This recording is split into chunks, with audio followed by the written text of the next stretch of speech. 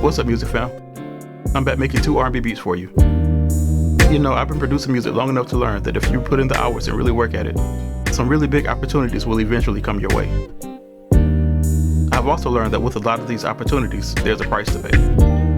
It's up to each one of us to decide if we'll pay that price. I want to pose this question to you. What would you do or not do to be famous? If you enjoy this kind of content, don't forget to like and subscribe.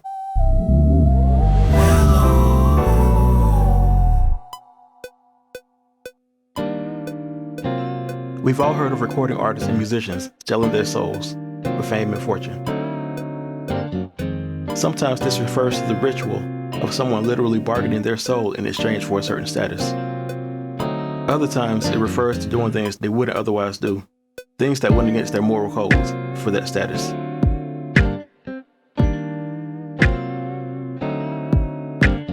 I've seen and heard enough with my own eyes and ears to know that both of these uses for the term selling your soul are very real.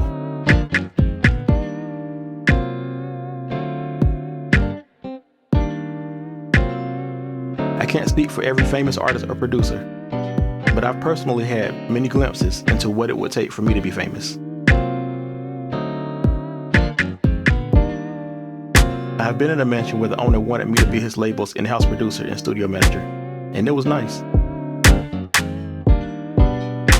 I've ridden downtown Atlanta in a BMW with the top down, and it felt good.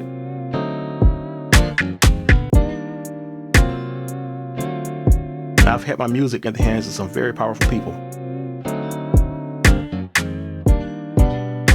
But when they asked me certain questions, I guess I gave the wrong answers. For example, I was literally asked, "Do you believe that Illuminati stuff is real?" I said, "Yeah." I guess that was the wrong answer. I've had another guy drive from hours away, bypassing a lot of other producers just to get to me. I was told that the purpose of his visit was to listen to some beats for his artist, and that he wanted to meet me in person. So he drove all the way to the small town that I was living in at the time. When he got there, he wasn't at all interested in listening to my music. He had already heard my music. What he was very interested in doing was talking and hearing more about my morals. He eventually put his hand on my thigh as we were talking. That was our last meeting.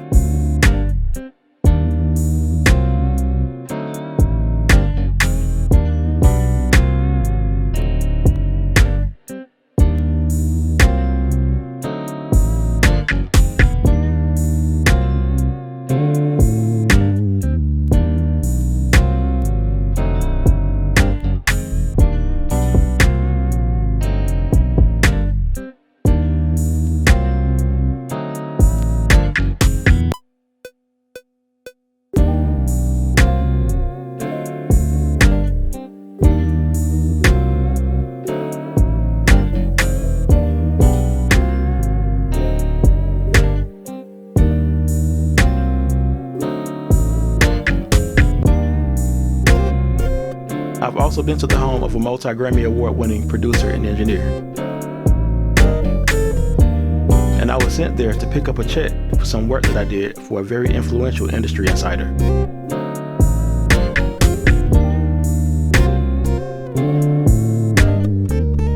I could tell that the producer didn't really want to meet with me and that he didn't have time. But he had to do it, because she, the industry executive, told him to. I wish I could tell you who they were, but out of respect, I'm not going to call names. But when I look back at a lot of these weird situations, these meetings were never really about the music.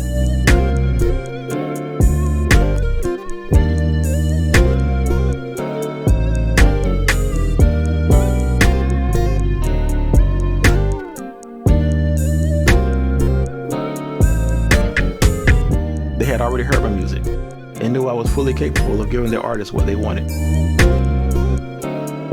I was being vetted or tested to see what kind of person I was, to have conversations about my moral standards, and to see what I would do in certain situations.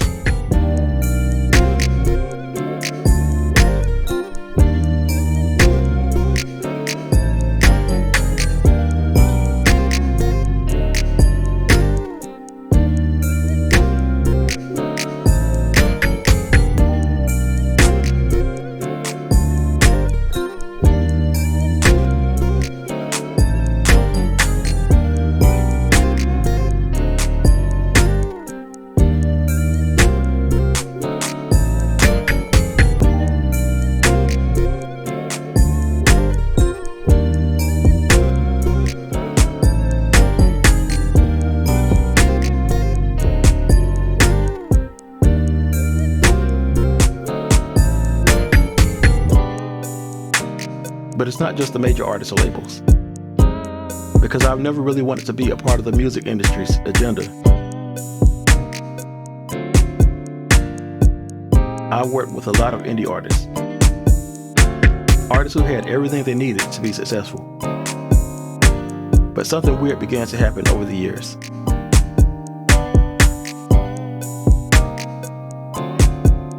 The mentality of the industry, the major labels, rolled down to the local level.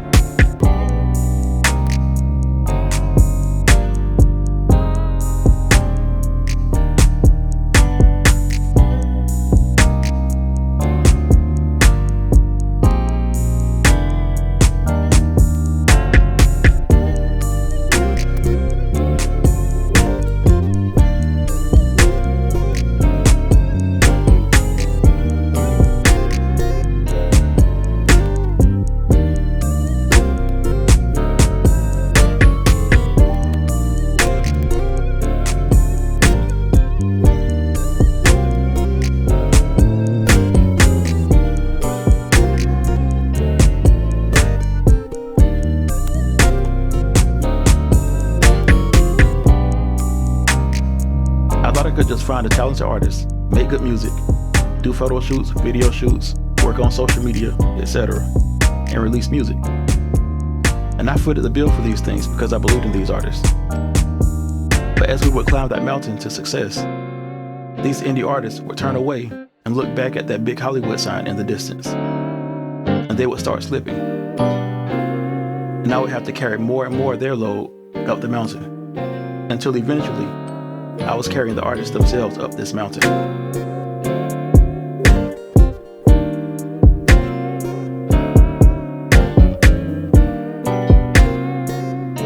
The problem was their mentality. We had everything we needed between us, but because they were so focused on being famous, they couldn't realize how close we were getting to success.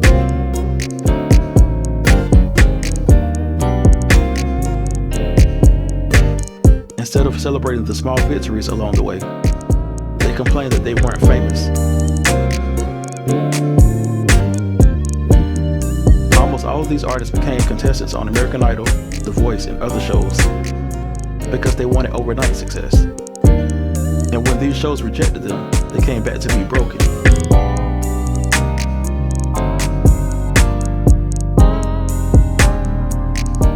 They lost their motivation when we were already so close to achieving so much.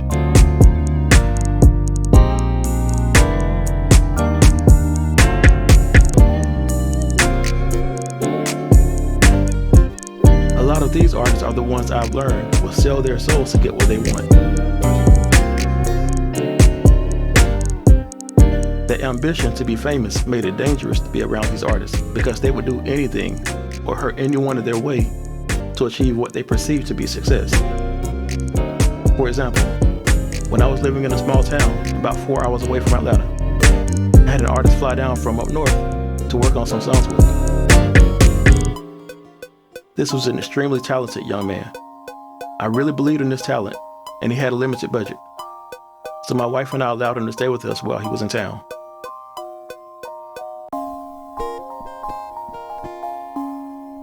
When we cooked, of course we fed him. And when we ate out, we paid for his food. We ended up recording somewhere between 5 and 7 songs.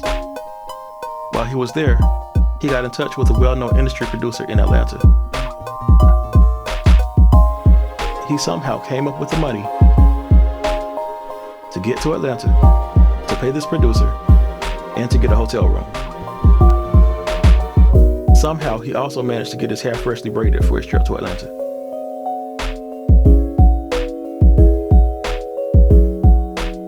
Shortly thereafter, I saw an Instagram reel of him and this well-known producer in the studio, vibing to the music I had just produced as if this producer was the one who had created it. The problem is, I have countless stories like this.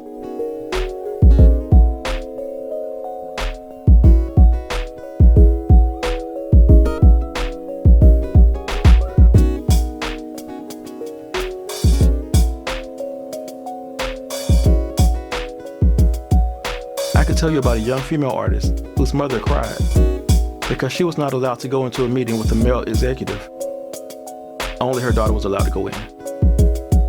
I could tell you other stories that females told me.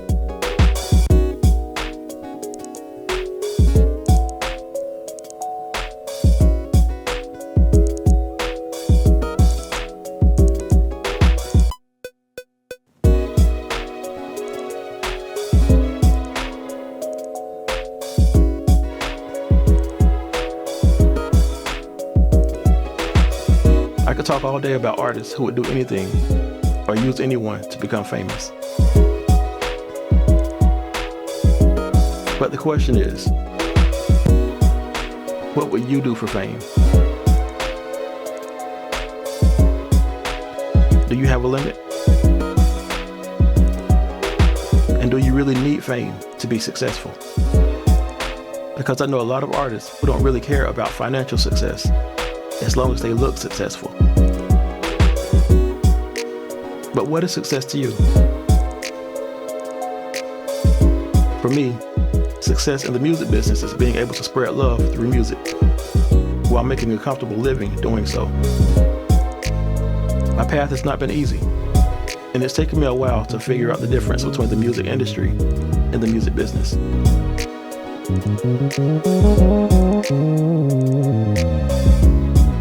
But I still have my soul. I still have my passion for music, and I'm just getting started. I want to encourage you to do the same.